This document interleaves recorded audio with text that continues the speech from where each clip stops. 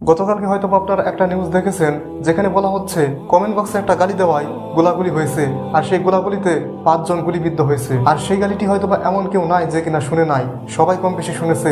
সেই গালিটি অনেকেই দিয়ে থাকে। কমেন্ট বক্সে আজে বাজে মন্তব্য করা এবং সোশ্যাল মিডিয়ার অতিরিক্ত ব্যবহার বর্তমানে যে কতটা ভয়াবহ হতে পারে এই নিউজটি দেখলে আসলে বোঝা যায়। কিছুদিন আগে আমি আরো একটা নিউজ দেখলাম যেখানে বলা হচ্ছে কমেন্ট বক্সে হা রিয়াক্ট দেওয়ার কারণে তার মাথা ফাটিয়ে ফেলেছে। অর্থাৎ কমেন্ট বক্সে যে হা রিয়াক্ট দিয়েছে তার মাথা ফাটিয়ে ফেলেছে অপরজন। মানে কি এক অবস্থা একবার ভাবুন। এগুলো দেখলে কিংবা এগুলো শুনলে হয়তো আপনার হাসি পেতে পারে, কিন্তু আমার হাসি পায় না। কেন জানেন? কারণ এসব শব্দগুলো বর্তমানে কারা ব্যবহার করছে জানেন? যারা বেশিরভাগ শিক্ষিত শ্রেণীর লোক তারাই বেশিরভাগ ব্যবহার করছে। আমি নিজে দেখেছি বর্তমানে কলেজ বিশ্ববিদ্যালয়ের অনেক শিক্ষার্থীরা এসব শব্দ ব্যবহার করছে। এসব শব্দ আসে কোথা থেকে আমার সেটাই মাথায় ধরে না। এমনকি রাজনৈতিক অনেক ব্যক্তিরা, অনলাইন অ্যাক্টিভিস্টরাও এসব শব্দ ব্যবহার করছে।